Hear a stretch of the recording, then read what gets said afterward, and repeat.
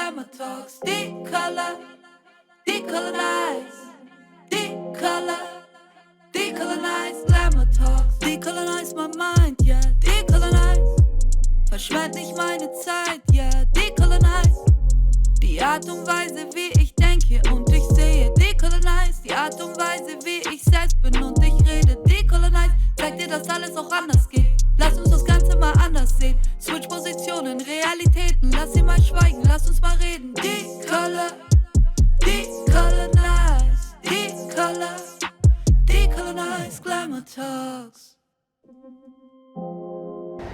Gefühlt beginnen Debatten über die zeitgenössische Kulturszene in Deutschland immer wieder am selben Punkt, schließen immer wieder dieselben Personengruppen aus. Dadurch werden immer wieder dieselben Perspektiven der immer wieder selben Leute nicht berücksichtigt, beziehungsweise sind nicht existent. Mein Name ist Lara Sophie Milagro, ich bin Schauspielerin und möchte gerne mehr diversen Perspektiven auf die Kunst- und Kulturszene Raum bieten. Es muss dringend anders über Kunst gesprochen werden.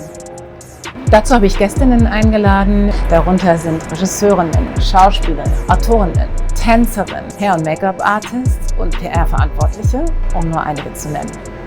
Wir befinden uns heute in Berlin-Mitte, genauer gesagt in den Räumen der dekoloniale Erinnerungskultur in der Stadt. Hier an der Wilhelmstraße befanden sich Machtzentren des deutschen Kolonialismus und des Nationalsozialismus. Die dekoloniale greift die immer lauter werdende Forderung nach einem radikalen Perspektivwechsel in der postkolonialen Erinnerungskultur auf.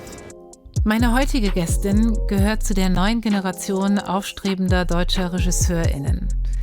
Sie ist außerdem auch Drehbuchautorin und Produzentin und ihre Filme, ihre künstlerischen Arbeiten konzentrieren sich vor allem auch auf die Sichtbarmachung von BPOC und queeren Menschen und deren spezifischen Geschichten. Sie hat in den Niederlanden Medienmanagement studiert und promoviert, ging für ein Auslandssemester nach Berlin und blieb 6 Jahre. Ihr 2022 erschienener Kurzfilm Hundefreund beschäftigt sich mit der Komplexität von Race in Deutschland am Beispiel der queeren Datingwelt in Berlin und lief unter anderem beim BFI London Film Festival und dem Tribeca Film Festival in New York. Ihr Weg war hürdenreich und schien an eingestaubten Machtverhältnissen und alten weißen Strukturen zu scheitern.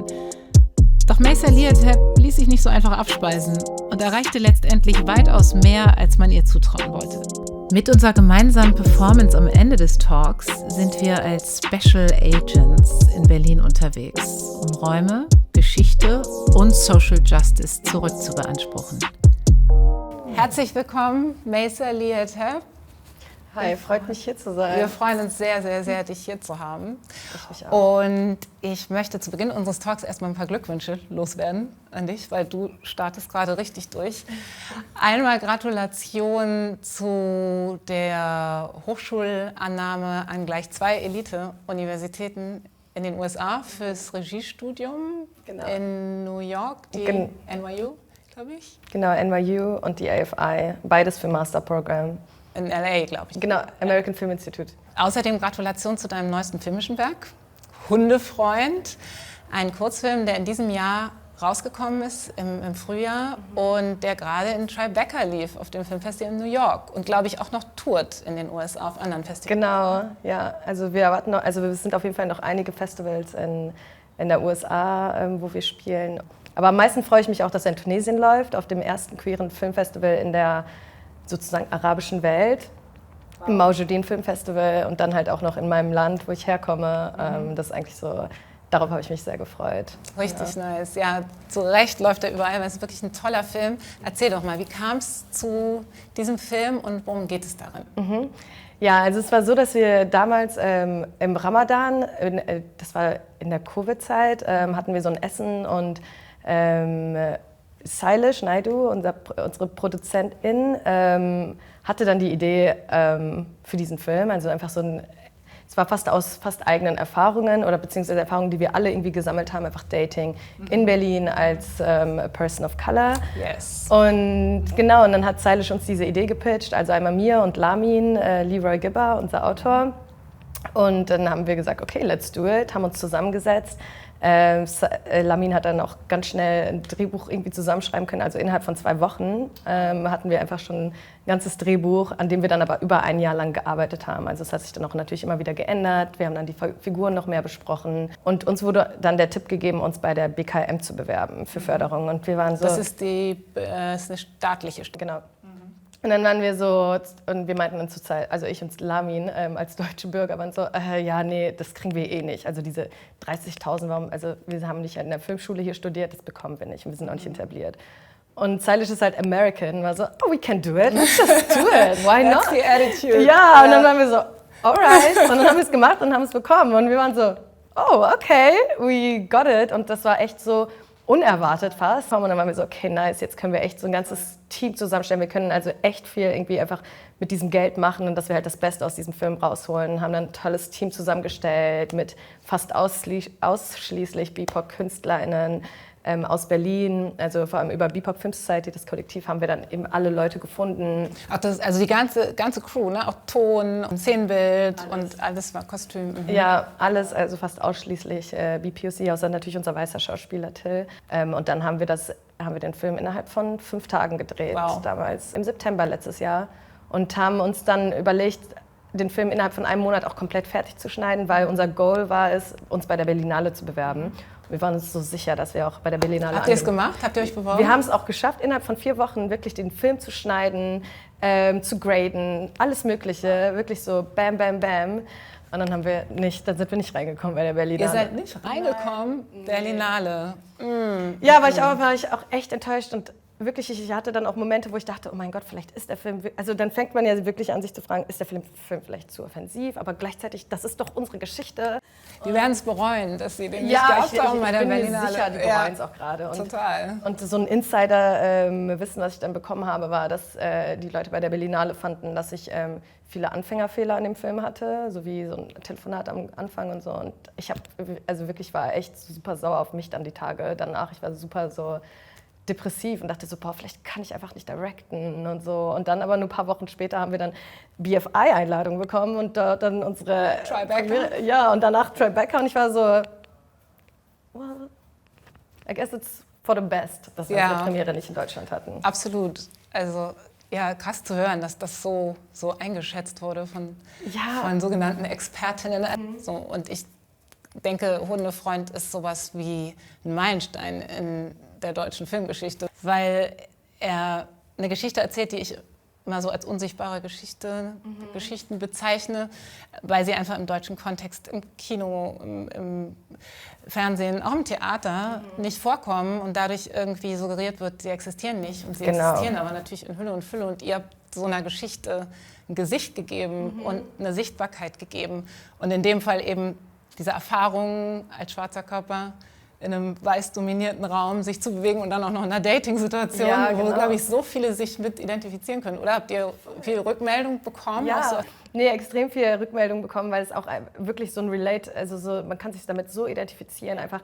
Also es gibt ja auch diesen einen Moment im Film, was für mich auch so voll wichtig war, wo Philipp sagt etwas Problematisches und Malik geht erstmal drauf ein und merkt dann so, ach so, nee, lass uns nicht darüber reden. Ich will jetzt diesen schönen Moment nicht. Und ich finde das so, also ich kenne das von mir und von so vielen anderen Leuten, dass wir oft, wenn wir auch verliebt sind oder verknallt sind oder horny, was auch immer wir in diesem Moment sind, wo wir uns denken, okay, ich habe jetzt keine Lust lass uns lieber doch nicht über Rassismus reden, weil das affectet mich gerade und das ruiniert vielleicht diesen schönen Moment, auf den ich mich gerade so gefreut habe. Und dann lassen wir voll viele Sachen sliden, also so, bis es halt irgendwann nicht mehr geht. Ja. Und das war es halt auch mit diesem Film, den wir zeigen wollten. So, wir können nicht mal in unseren eigenen 4 Räumen Rassismus irgendwie aus dem Weg gehen. Es ist einfach immer Bestandteil, also auch in Intimräumen, auch wenn man verliebt ist, es ist so, man ist halt irgendwie tagtäglich damit konfrontiert. Auf der Arbeit, in Beziehungen, alles Mögliche. Also, genau so ging es mir, dass ich irgendwie in so vielen Situationen mich wiedergefunden habe und dachte, ja, das kenne ich genauso. Und was ich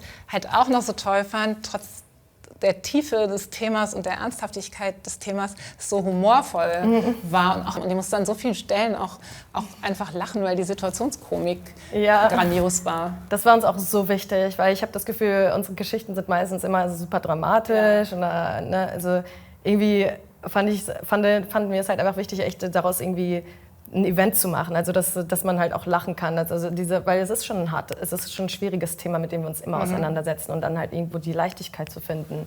Und es ist auch echt der schönste Moment in meinem Leben, war halt einfach mit allen Leuten diesen Film zu gucken, in einem Raum mit lauter BIPOC-Zuschauern und dann die Reaktion zu hören, wie alle zusammen gelacht haben, zusammen so geboot haben und so ein Moment. Das war so, oh mein Gott, genau deswegen will ich Filme machen. Ja, und einfach also wir alle fühlen es und es ist so selten, dass ich irgendwas sehe im Film und Fernsehen, also in Deutschland, und ich glaube, das fühlen wir alle, dass wir irgendwas gucken und sagen, oh mein Gott, ich fühle das. Ja. Und das ist einfach so, warum ich wirklich Filme machen will. Diesen Moment, also als ich das erste Mal Rami geguckt habe oder Master of None damals und so und endlich mal eine muslimische Figur im Film gesehen habe in einer Serie, war ich so, oh mein Gott, ich fühle das. Also das ist so ein krasses Gefühl, was, glaube ich, viele in der Mehrheitsgesellschaft gar nicht so gewohnt sind. Genau. Was für uns so selten ist, was echt wirklich so viel bedeutet, finde ich. Also für mich persönlich, also es macht mich auch immer wieder so emotional.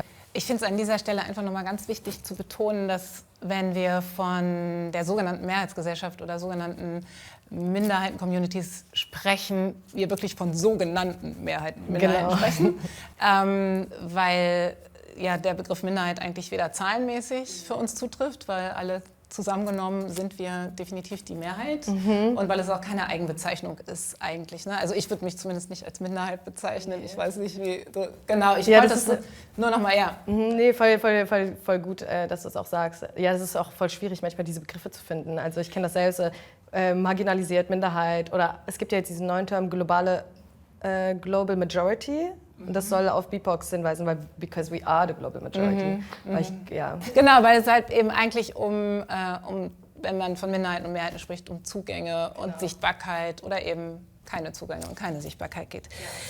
Genau, speaking of Zugänge, Sichtbarkeit, Ressourcen. Deine Bewerbung in den USA waren nicht die ersten, die du gemacht hast für das Regiestudium, sondern du hattest dich auch in Deutschland beworben. Wie war das? Bei der HFF war das so, dass wir hatten nämlich in der ersten Runde so ein 5 Tage, also 5 Tage mussten wir halt an der Uni sein und jeden Tag ein anderes Projekt machen und uns sozusagen beweisen. Und am ersten Tag sollten wir einen Text schreiben zu dem Thema Wann, wenn nicht jetzt.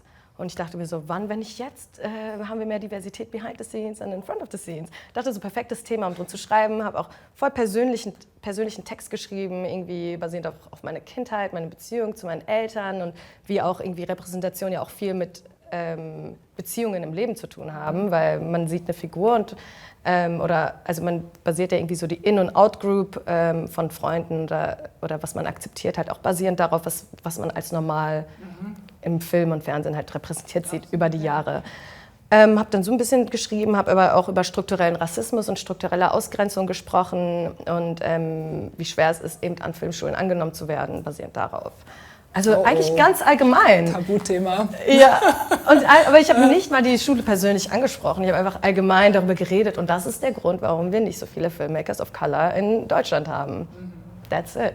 Und dann nach 5 Tagen, am letzten Tag, saßen wir dann da und dann waren die so, ja, Meister, du bist leider nicht du bist leider nicht dabei an der Uni. Und dann war ich so, okay, wieso? Und dann meinte eine Professorin so, ja, also bei dir, bei dem Text, den du ja geschrieben hast, also bei dir fühlt man sich halt ein bisschen, als wäre man auf der Anklagebank. Und ich musste dann voll anfangen zu lachen, weil ich dachte, hä, was ist 2020? So, warum fühlt man sich so angegriffen? Und dann war der Professor so, ja, Sie brauchen jetzt auch gar nicht lachen. Also den Film, den Sie gestern als Übung gedreht haben, war der schlechteste Film, den ich in meinem Leben je gesehen habe. Da war ich so, okay. Also dann ist ja ganz klar, dass es hier gerade einfach so White Fragility ist und mehr nicht. Ja. Und auch wenn es der schlechteste Film war, das ist super unprofessionell, das jemandem zu sagen. Einmal das, und das ist ja auch so ein Klassiker, ne, dass das dann so auf Fähigkeiten und Talent geschoben wird, anstatt dass man irgendwie sagt, womit man wirklich ein Problem hat. Genau. Und ja, das Strukturelle dahinter. Also es ist dein individuelles Problem, weil du es einfach nicht gut genug gemacht hast und kein strukturelles Problem. Genau. Ja. Und bei der DFFB wurde ich dann auch abgelehnt und da war die Begründung, dass die Regieübung nicht gut genug war. Und da war es halt auch so, dass wir sollten ein Drehbuch mitnehmen oder ein Drehbuch, was wir geschrieben haben oder irgendein anderes von einem Film und diese dann halt umsetzen. Und ich habe halt das Drehbuch von Hundefreund mitgenommen und habe halt mir eine Szene vorbereitet, die ich dann mit den SchauspielerInnen dort mache. Und die SchauspielerInnen, die mir aber vorgestellt wurden, mit denen ich arbeiten kann, waren 4 Leute und alle davon waren weiß. Das heißt, ich musste halt 2 von denen wählen und eine von denen musste eine schwarze Person spielen, sozusagen. Und das war für mich so unangenehm, dass diese Regieübung dann zu machen mit 2 weißen SchauspielerInnen und eine von denen muss dann halt so einen Satz sagen wie, keine Ahnung, also so ein Satz halt aus dem Film, wo die Person halt ganz klar schwarz ist. Ja. Und natürlich waren halt beide SchauspielerInnen voll verwirrt und konnten es nicht so umsetzen, wie ich das wollte. Und die Dozenten waren halt auch verwirrt und meinten dann ja eben zu mir so, ja, die Regieübung haben wir halt gar nicht verstanden. Und es war halt irgendwie ein bisschen Larifari. Aber ich dachte so, und ich habe das nicht mal gesagt. Ich habe nicht mal gesagt, naja, die Person ist eigentlich schwarz. Ich weiß auch nicht, warum ich das nicht gesagt habe. Aber ja, das ist dann halt auch vor allem in dieser Regieübung gescheitert. Und ja, krass. Glaubst du denn, also weil du sagst, man hat dir diese weißen Schauspieler da mitgegeben in diese Übung. So, wenn man so davon ausgeht, eigentlich sollte es ja so sein, also wir wissen alle, es ist weit von der Realität entfernt, aber dass alle alles spielen können, sollten, dürften. Und dass du da so gemerkt hast, du kannst eigentlich mit denen gar nicht arbeiten an diesem Stoff. Glaubst du, das war in erster Linie, weil sie weiß waren, Punkt, oder weil sie weiß waren und sich nicht reflektiert hatten, also sich praktisch nicht in diese schwarze Person oder in diesen Kontext einfühlen konnten als Schauspieler, es gar nicht verstanden haben, so wie du ja auch anderes Material bekommst von einer Figur, die du selber nicht bist, aber dann halt irgendwie lernst als Schauspieler, ne, wie du dich da einfühlst. Und ja. Ich glaube, das war eher beides. Aber ich glaube, ich war auch extrem überfordert, weil ich gar nicht damit gerechnet habe. Und ich musste dann eben so mit der, also von der weißen Person erwarten, dass sie eine schwarze Figur spielt und sich daran noch hineinfühlt. Also das fiel mir so schwer, da Regie zu führen einfach. Ja. Vor allem, weil beide auch, also beide waren auch die ganze Zeit so, haben es auch nicht so ganz ernst genommen oder beziehungsweise waren voll verwirrt von mir und haben es gar nicht verstanden. Ja. Dass es einfach das ganze Ding einfach noch viel schwieriger gemacht hat. Ja. Also, und auch wie soll er sich jetzt Rassismus betroffen verhalten, wenn er das ja gar nicht kennt? So. Ja. Ja. Und dann sich vielleicht auch nicht so damit auseinandergesetzt hat. Ne? Und ich fand es halt wirklich schade, dass halt die DFFB wirklich einfach nur, also es war also männlich-weiblich, divers genug, I guess, für manche Institutionen. Aber es ging mir, also ich fand es echt schade, dass es halt wirklich nur das, also dass man wirklich davon ausgegangen ist, dass sie, also also nicht, das war, dachte ich mir so, okay. Aber ich bin super froh darüber. Also ich bin froh, dass ich jetzt nicht an der DFFB studiere und auch nicht, genau, an der KHM und der HFBK wurde ich auch abgelehnt. In einem Brief stand kein künstlerisches Talent vorhanden, was ich auch lustig fand. Und dann kam es halt dazu, dass ich mich für die USA beworben habe. Und es kam dazu, dass ich genau eigentlich um diese Zeit letztes Jahr habe ich für Mia Spengler ein Praktikum gemacht. Und da habe ich Samarin Wahdad kennengelernt. Sie macht Cinematografie. Und sie meinte, dass sie halt an der NYU Tisch studiert hat. Und ich war so, oh mein Gott, was? Die so, ja, ich habe mich da einfach so innerhalb von einem Tag beworben und wurde angenommen und so. Und ich so, oh mein Gott, krass, okay, ja, das kann ich mir gar nicht vorstellen und so. Und also für mich natürlich immer ein Traum gewesen, irgendwie so dort zu studieren, aber auch so unrealistisch. Also so, dass ich überhaupt nicht darüber nachdenken würde. Aber sie meinte dann zu mir, doch, es hat ja geklappt, probier's doch auch. Also so, es war, und sie ist auch eine Woman of Color mit afghanischen Wurzeln, also auch geflüchtete Afghanerin. Und sie hat dort studiert und als sie das gesagt und als sie es gemacht hat und mir gesagt hat, dass ich es auch kann, war ich so, okay, dann versuche ich es auch. Und daran merke ich wieder, wie wichtig es ist, diese Beispiele zu haben. Repräsentation und Community, ja. Dass dir jemand sagt, du kannst das und so, das ist dein Platz, in den du gehörst. Also ich hätte das nie als realistisch gesehen, null. Aber bis sie gesagt hat, dass sie es gemacht hat, dann war ich so, weißt du was? Warum versuche ich es nicht? Einfach, die waren auch voll begeistert von Hundefreund. Also das waren weiße ProfessorInnen, also ein weißer Professor auch so um die 50 und er war so, oh, ich habe Hundefreund geliebt. Und diese weiße Figur, also er war so reflektiert, was diese weiße Figur angeht. In Deutschland kann man das gar nicht, also... Das meinte ich, dass eben auch vorhin, als ich dich gefragt habe mit den Schauspielern, was du denkst, woran es in erster Linie lag, weil ich das auch so empfinde, dass... außerhalb von Deutschland, also vor allen Dingen in den USA und auch England, oft auch weiße Cis-Männer irgendwie weiter sind und das mehr reflektiert haben, dieses ganze Rassismus-Thema. Und, ja, und deswegen war ich so, wow, okay, und konnte es echt nicht fassen, als ich angenommen wurde bei beiden und ich war nur so, okay, einfach ein Traum geht in Erfüllung. Großartig, dass du da dran geblieben bist. Und ich finde, wie du schon gesagt hast, Repräsentation ist so wichtig, in diese Räume zu gehen, wo wir eigentlich nicht vorgesehen sind oder wo wir auch fast nicht vorkommen und diesen Raum irgendwie zu beanspruchen und zu sagen, this is my place. Weil ich es auch krass finde, dass, also wir sind ja so eine Generation, glaube ich, ungefähr auseinander und dass sich da irgendwie so wenig getan hat. Also gerade mit diesen Hochschulzugängen und diese offizielle professionelle Ausbildung war halt auch schon bei mir ein Thema und darum habe ich auch in London studiert, weil man mir genau dasselbe gesagt hat. Also für dich wird es keine Rollen geben, für dich wird es keine Jobs geben, dich wird auch keine Agentur nehmen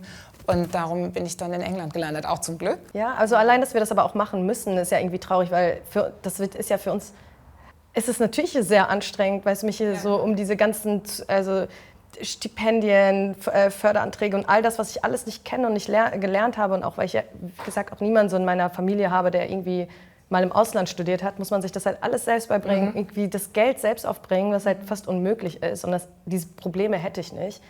Wäre der Zugang für uns hier in Deutschland einfach einfacher, dass wir einfach frei unsere Kunst machen müssen. Und ich habe das Gefühl, wir haben fast gar keinen mentalen Raum mehr, überhaupt Kunst zu machen oder zu schreiben oder irgendwas. Um das Ganze drumherum. Ja, jeden Tag muss man sich irgendwie so, finde ich überhaupt einen Platz in dieser Industrie und so. Man beschäftigt sich viel mehr damit, als irgendwie mit dem, was man wirklich machen will. Das ist halt echt schon anstrengend. Ja, Thema Kunst und Kulturförderung, womit du ja auch viel zu tun hast als Regisseurin und auch von deinen eigenen Projekten. Und du hast es jetzt auch schon ein paar Mal erwähnt, es ist schwierig, Förderung zu bekommen. Auch das Fördersystem ist natürlich ein Teil dieser Struktur. Ja. Das heißt, so, ne, was du auch vorhin erwähnt hast, dass man eigentlich ein Hochschulstudium haben muss, um überhaupt vorgesehen zu werden für eine Förderung und um Zugänge zu haben zur Hochschule, gibt es halt wieder Hürden in Bezug auf Race, in Bezug auf Class, da überhaupt rein, also gerade bei künstlerischen Studiengängen, ich weiß nicht, wie das bei dir war, aber ich habe sowohl im Schauspielstudium als auch im Gesangsstudium, was ich dann noch gemacht habe, brauchte man für die Aufnahmeprüfung sozusagen schon unheimliche Skills. Und das heißt, keine Ahnung, Gesangsunterricht oder jemand, der mit einem die Rollen arbeitet. Und das ist ja alles, also es ist ein finanzieller Aspekt und wie du auch schon gesagt hast, ein emotionaler Aspekt, dass man überhaupt in der Familie, dass es die Tradition gibt, dass die überhaupt den Kopf haben, dir sowas zu ermöglichen, dass es da einen Raum gibt, damit du diesen Weg gehen kannst. Ja, also allein ja auch schon, dass man an vielen Filmschulen überhaupt nicht arbeiten darf im ersten Jahr. Also wer kann sich dann bitte das Leben finanzieren? Das sind dann echt Leute eben aus der Mittelschicht. Und oder auch, es fängt ja schon an welchen Schulen man kommt, ne? Hauptschule, Gesamtschule, Gymnasium, kann man dann voll Abi machen oder nicht? Und also die Hochschulen kann man ja meistens ja auch nur mit einem Abitur irgendwie also in den meisten Fällen. Wenn man dann eben aus der Arbeiterklasse kommt oder mit Migrationshintergrund, dann ist es auch nicht so, dass man die Förderung von den Eltern irgendwie bekommt, Kunst zu machen, weil das so auch fast also das bringt halt kein Geld sozusagen für viele. Also für meine Eltern zum Beispiel, die haben auch gesagt, nee, du musst jetzt erstmal was anderes studieren und musst dich erstmal was Ordentliches studieren, um dann so. Das heißt, man ist da auch nicht so gefördert, weil die das ja auch nicht verstehen oder auch nicht die Means dafür haben, dich dabei zu unterstützen, dass du dir jetzt irgendwie, keine Ahnung, einen Kurzfilm drehst oder so, wie das dann vielleicht andere aus besserem Haushalt irgendwie dann sich leisten können. Ja, total verständlich. Also wenn wir so überlegen, womit wir uns schon rumschlagen müssen, was das dann für unsere Eltern bedeutet, irgendwie hier anzukommen und überhaupt zu überleben. Und da hat man dann halt irgendwie, keinen Raum mehr oder wenig Raum für irgendwas anderes. Ja, voll. Aber auch nochmal an dieser Stelle als Aufruf, liebe Filmförderanstalten, sowohl die staatlichen für die Mainstream sozusagen, als auch die für die freie Szene, bitte nicht nur Leuten mit abgeschlossenem Hochschulstudium oder einer bestimmten Vita-Förderung geben, sondern auch den QuereinsteigerInnen, die besonders oft eben auch aus diesen Communities kommen, also BIPOC, queer, mit Behinderungen und die halt einfach Frauen oft weniger Zugänge haben. Genau. Und deswegen hoffe ich auch, mit Hundefreund konnten wir vielleicht auch beweisen, so, hey, wenn man uns einfach einmal machen lässt, einmal das Geld uns das Geld gibt und einmal uns einfach machen lässt, dann kann man sehen, was daraus passiert und dass auch das ganze Team ausschließlich BIPOC war, sollte auch noch mal so als Beweis gelten, dass wir existieren, also dass es diese Position gibt of Color, weil immer wieder höre ich oder hören andere ja, wir konnten aber... Wir finden niemanden. Ja, wir finden niemanden, aber es gibt keinen Kameramann auf Color. Und ich würde so, hä? Ihr sucht einfach nicht richtig und ihr sucht halt einfach nur in euren Institutionsbubbles, die ihr da so aus Baden-Württemberg und DFFB und das sind immer dieselben Leute. Aber guckt mal, macht mal eure Augen auf und guckt mal raus und ne, so gibt mehr Leuten eine Chance, so wie das Team von Hundefreund, die dann jetzt vielleicht erst eine Anerkennung bekommen und dann erst jetzt gesehen werden oder andere Projekte. Sichtbarkeit wieder. Einfach so, Sichtbarkeit, ja. Oh ja, es macht mich einfach allgemein müde, weil ich habe das Gefühl, wir reden auch irgendwie uns dumm und dusselig jedes Mal, um einfach mal als Mensch gesehen, also mehrdimensional gesehen zu werden und nicht nur als Token oder nur als so, oh, wir laden jetzt eine schwarze Frau ein, dann kann sie uns das und das erzählen oder wir laden sie jetzt eine schwule Person. So, also wir sind mehr als das und das nervt mich halt ein bisschen und das sieht man auch wieder so repräsentiert in unseren Serien. Also die sind ja auch so stereotypisiert, dass echt dadurch ja auch irgendwie Rassismus gestärkt wird und das manchmal habe ich das Gefühl, es ist echt wirklich bewusst, dass man echt einfach die ganze Zeit so eine Art Enemy hat. Also vor allem auch was so Menschen mit arabischem Hintergrund oder kurdischem Hintergrund angeht. Also wie die über Jahre immer wieder als kriminell immer wieder dargestellt werden. Und das ist halt extrem gefährlich, weil es ist halt so, wenn man als junger Zuschauer sich diese Sendungen gibt, so wie heißt das, 4 Blocks oder Dogs of Berlin oder was auch immer. Wenn man sich immer wieder in derselben Art... Hab ich mitgespielt? Oh. Entschuldigung. Weiter. Ja, du weißt, was ich meine. Nee, aber wenn man immer wieder stereotypisiert wird, dann geht man irgendwann davon aus, dass die Gesellschaft erwartet, dass man so ist. Das heißt, man passt sich automatisch diesem Stereotyp an, was halt so gefährlich ist für Jugendliche. Also ich habe auch letztens jemanden kennengelernt, der bei 4 Blocks mitgespielt hat und er kriegt fast täglich irgendwie Nachrichten auf Instagram von irgendwelchen Jugendlichen, die fragen, wie die der Mafia beitreten können. Also es ist ja leider so, dass man halt echt, ne, also vor allem als junger Mensch, nicht wirklich unterscheidet, was ist Fiktion und was Realität. Deswegen ist es ja so gefährlich. Ich war mal auf einem Talk bei Achtung Berlin, da war 4 Blocks, der Showrunner und von Dogs of Berlin war auch da.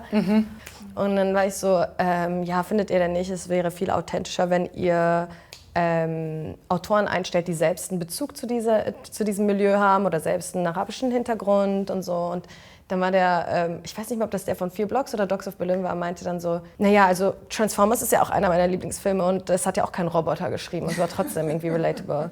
Und ich war so, okay, ich habe ganz vergessen, dass wir irgendwie einfach irgendwelche Fabelfiguren oder, keine Ahnung, Sci-Fi-Figuren sind und nicht Menschen. Und habe mich voll aufgeregt und dann waren die so, ja, also wir versuchen ja daran wir machen jetzt auf jeden Fall mehr Recherche und so, das können wir auf jeden Fall versuchen.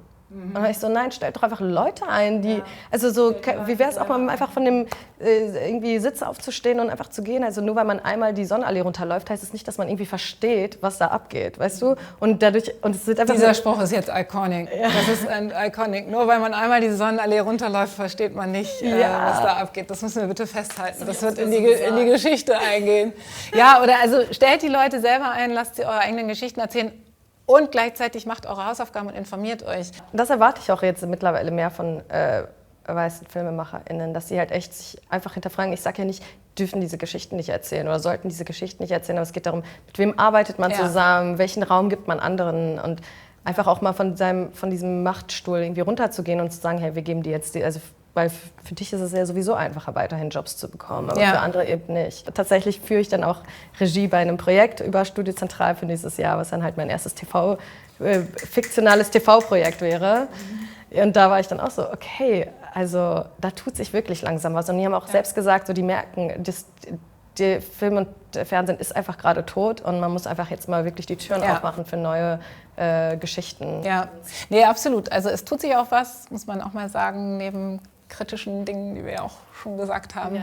Ich bin auch gerade bei einem Dreh beim ZDF, die Jugendserie Echt, und kam am ersten Tag ans Set und es war so toll, weil mir kam irgendwie die Setrunner entgegen, schwarz, die Lichtfrau, irgendwie die Regieassistentin, asiatisch gelesen. Okay. Also es war so ein ganz anderes Gefühl. Es war so, wow, something is happening here, times are changing. Es tut sich wirklich was. Richtig. Und was ich jetzt auch noch mal kurz sagen wollte, noch mal in Bezug auf Hundefreund, weil du gerade diese queere Thematik nochmal erwähnt hast, das fand ich auch ein Meilenstein, dass es da ein schwules Paar gibt als Protagonisten, weil das auch etwas ist, was ich nie sehe oder fast nie. Aber ich muss da auch mal lustig erzählen, weil wir wurden ja von ganz vielen deutschen, also Hauptfilmfestivals, also die A-List-Filmfestivals in Deutschland wurden wir ja abgelehnt. Ach, das auch? Lustigerweise, genau, also Berlinale, Hamburg. Oh Also alle großen Festivals, die wir brauchen, um vielleicht den Kurzfilmpreis zu gewinnen oder so, wurden ja größtenteils abgelehnt. Und es kam eine richtig, ich sag jetzt nicht, welches Festival das war, aber ein Festival meint halt so, ja, die verstehen den Film Hundefreund einfach nicht, weil die nicht wissen, ob es um Dating geht oder Racism. Auch ganz altes Argument, die Leute verstehen das nicht. Verstehen wir nicht, aber geht es jetzt um dies oder das? Und dann meinten die noch, und es wird ja gar keine Lösung geboten am Ende. Es geht um beides und Film muss keine Lösung bieten. Genau, und wir hallo, wir sind mehrdimensional, wir daten und haben gleichzeitig Rassismus erfahren. Like, so ist das. Welcome to my world. Ja, und außerdem ist es auch keine Wissen macht A-Sendung, wo ich dann am Ende noch erkläre, ja, und so löst man dann Rassismus beim Dating. Also, die Sendung mit der Maus. Ja, genau, also so, wo ich hier denke, das erwartet man doch sonst von keinem Film. Warum erwartet ihr das jetzt von uns? Warum müssen wir uns jetzt erklären? Macht doch einfach mal ein bisschen Research. Und uns deswegen abzulehnen, ist auch wieder so ganz klar einfach strukturell. Ja, strukturell, die haben sich offended gefühlt. That's it. Also immer diese dummen Begründungen. So. Und das wäre vielleicht auch mal gut, weil ich das irgendwie gerade die Sendung mit der Maus genannt habe, mit solchen Wissenssendungen, dass da nicht nur erklärt wird, wie wird Seife gemacht oder wie entsteht Honig, sondern vielleicht auch solche Sachen. Ja, so. voll. Was ist eigentlich Rassismus oder Nee, was das ist wird ja nicht thematisiert. Queerfeindlichkeit oder so kindgerecht. Ja, aber Deutschland hat ja kein Rassismusproblem. Das bilden wir uns ja alle die ganze Zeit nur ein. Also dass es überhaupt jetzt so eine Diskriminierungsanlaufstelle gibt erst. Also, oder, naja, whatever. Sagt einen auch so. Kommen wir wieder zu den interessanten Themen, nämlich zu dir und zum Ende unseres Talks zum Ausblick. Ich hoffe sehr, du kommst zurück. Du hast im Vorgespräch gesagt, du kommst mit einem ausgestreckten Mittelfinger zurück, aber Hauptsache du kommst Deutschland. Nee, ich komme zurück, also ich muss, weil eigentlich gehe ich auch nur in die Staaten für ein Rachegefühl. Ich bin ja Skorpion, ich will mich eigentlich nicht nur rächen. Ich will eine Master... Scorpion-Aszendent. Okay, ja, wie gonna come back with a bang, weißt du? Ja. Und ich will auf jeden Fall zurückkommen, weil ich einfach finde, so, es wäre schade, wenn jetzt alle talentierten BIPOCs irgendwie abhauen und dann gibt es hier keine Vorbilder mehr. Das, was wir ja die ganze Zeit gesucht haben, so müssen wir irgendwie zurückgeben. Also ich will, dass wir zurückkommen und sagen so, I did it and you can do it too. Das wird kommen, auf jeden Fall. Und dann werden wir beide dabei sein. Ja.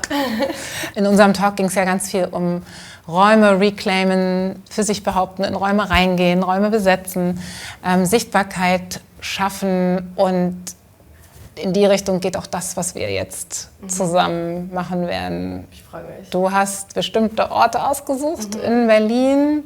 Darunter sind Orte, die uns als Kunst- und Kulturschaffende einfach wichtig sind. Darunter sind auch Orte, die mit der Unterdrückung marginalisierter Communities in Verbindung stehen. Und was wir da machen, werdet ihr dann sehen. Es hat was mit Decolonizing zu tun. Vielen Dank, Melissa, dass du hier warst. Danke dir.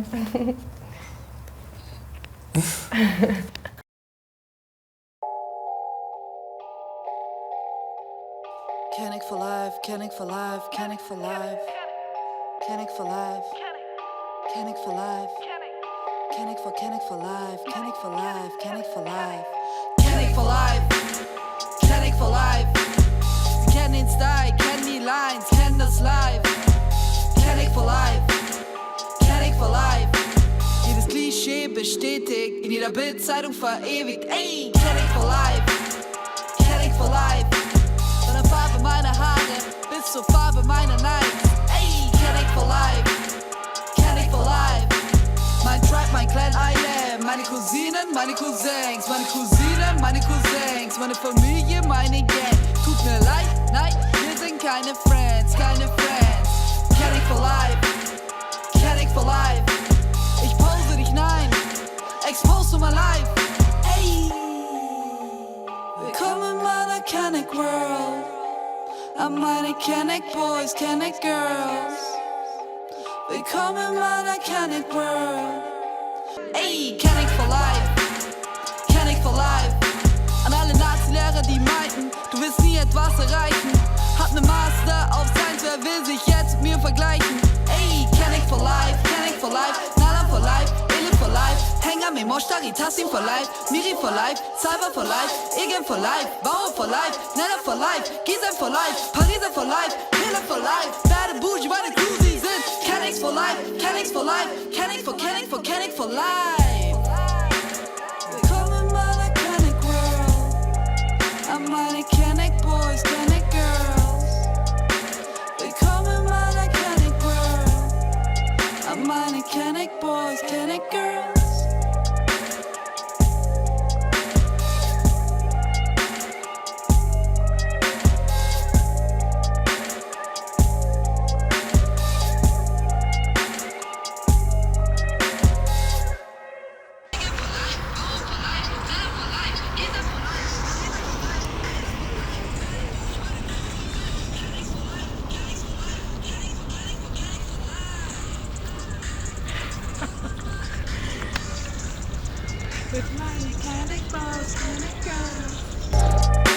Willkommen in meiner Kenneck World, an meine Kenneck Boys, Kenneck Girls.